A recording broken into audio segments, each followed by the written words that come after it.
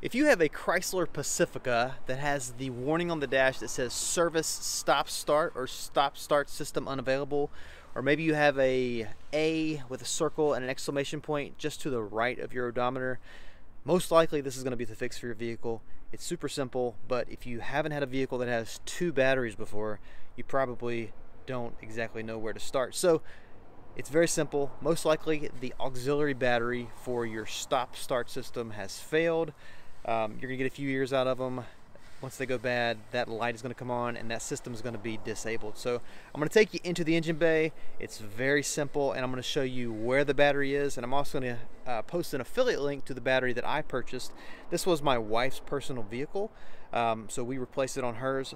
Hers had all of those symptoms. The light would come on and off, the stop start system would be disabled, and we actually had a really bad smell. Like, I actually thought the catalytic converter had gone bad. It was like a really strong sulfur type smell that actually was coming from this battery, which was so bad we actually had to open our garage door and like let it air out. It was terrible. But I'm going to turn the camera, let you see where the battery is. This is actually the battery that I replaced right here. The one that I purchased was an AC Delco battery. There are some that are cheaper. AC Delco, in my experience, has been a good brand, something you can count on. It was a few dollars more than some of the cheap ones, but they have a 36-month warranty, and the price is going to vary depending on when you look at it. It was right around $100 when I purchased it. So I'm going to get into where the battery is. If you're just looking in your engine bay, you're going to see your main battery, of course, but right under this little air box assembly is where that battery is. So it's really simple. This just pulls up. You actually see right there it has a battery symbol. This pulls up and out.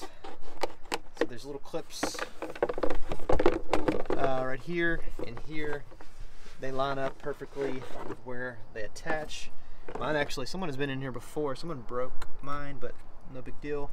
This is the battery itself, and I just replaced it. I left this piece unattached so I could show you what it was. It looks like it'd be a handle for you to lift the battery, but it actually is just part of the latch assembly. To secure the battery, you're going to be undoing that. It's a bolt, looks just like this. You need a 10mm for that.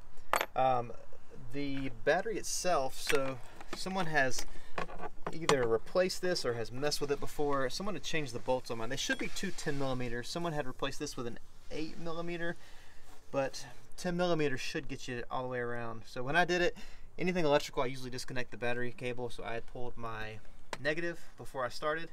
It's a 10mm as well. Lift it up, sit it to the side. This here is a 10mm on the bottom. I like to undo these top two first before undoing the bottom one. That way your battery's not sliding around. So two 10mm should get you here. This right here pops up. You got a 10mm under here. And once you disconnect those two, you're going to do your 10mm, which is going to undo the strap.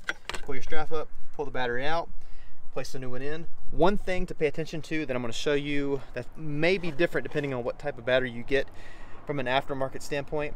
This Mopar battery has a male terminal and a female. Your replacement battery most likely is going to have two females. They're both going to look just like this.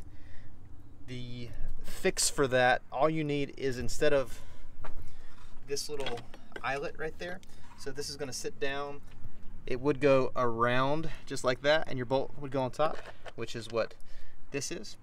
All that you need is two bolts. So whatever bolt you have on this side, you just need the identical, and you can put it right through the eyelet and you're good to go.